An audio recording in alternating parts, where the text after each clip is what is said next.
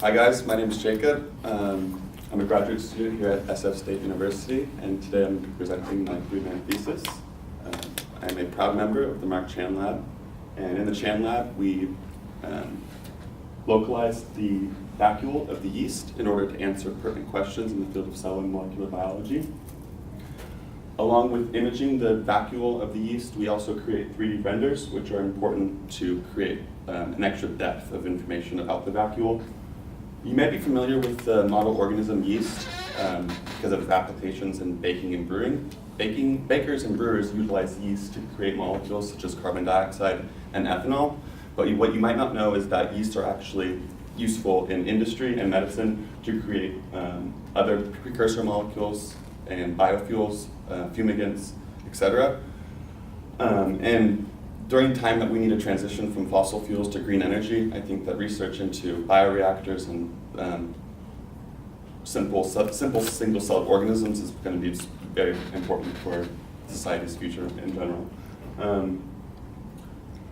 You also may be familiar with the yeast molecule because of the idea of fermentation. It's one of the first biochemical elementary topics that you learn even in middle school, high school, and then again in college, and over and over again, fermentation, yeast. So it's central, almost as central to the dogma as other things are. But localized on the right of my slide, you can kind of see the complexity of the fermentation process, and the complexity of the fermentation process is something that I'm trying to hone in on in my research. Like I said before, the yeast can be used as bioreactors to create any molecule that you kind of want. So each of these different molecules, if you wanted it, hypothetically, you could create some kind of genetic construct that would promote the production of it. To the left, you can see actual images that I've gathered this summer of the yeast and the vacuole that's highlighted in green, as well as a red development in the inside of it.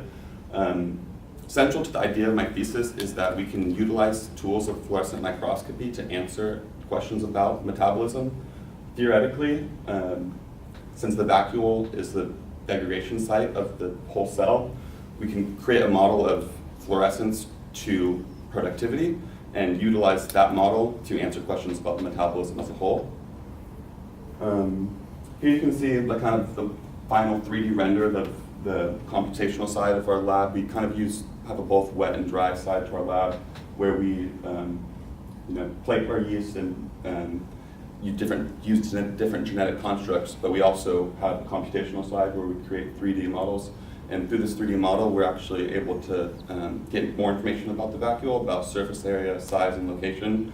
And this actually gives us the greatest depth of information that we can use to answer pertinent questions in the field of cell and molecular biology. I'd like to thank you guys for all listening.